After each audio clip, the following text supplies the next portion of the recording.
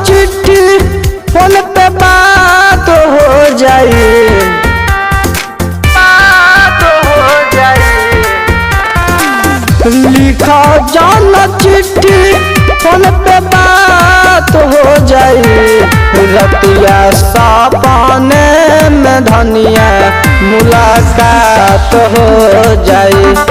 रतिया सपने में धनिया मुलाकात हो जाए।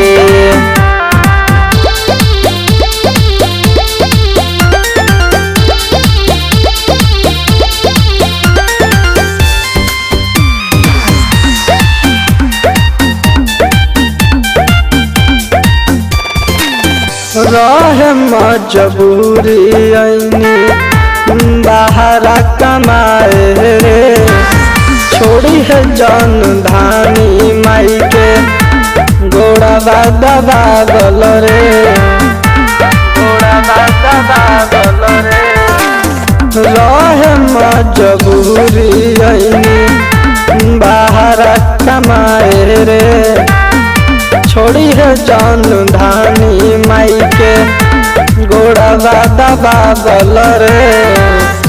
सोहो चल सपना सब साकार हो जाए।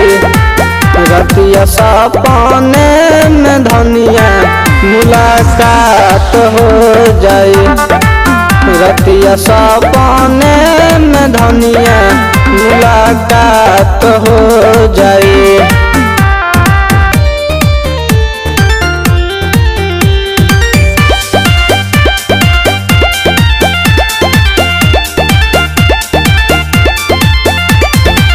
मिथुन देवारा बाप रखी है ध्यान रे।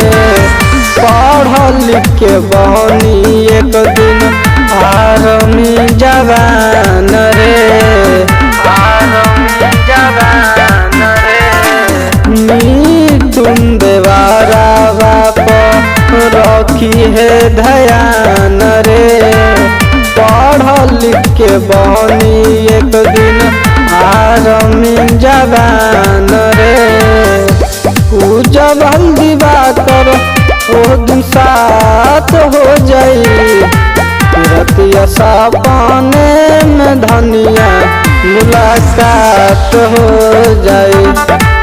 रतिया सपने में धनिया मुलाकात हो जाए। लिखा जाना चिट्ठी फोन पे बात हो जाए। रतिया सपने में धनिया मुलाकात हो जाए। रतिया सपने में धनिया मुलाकात हो जाए।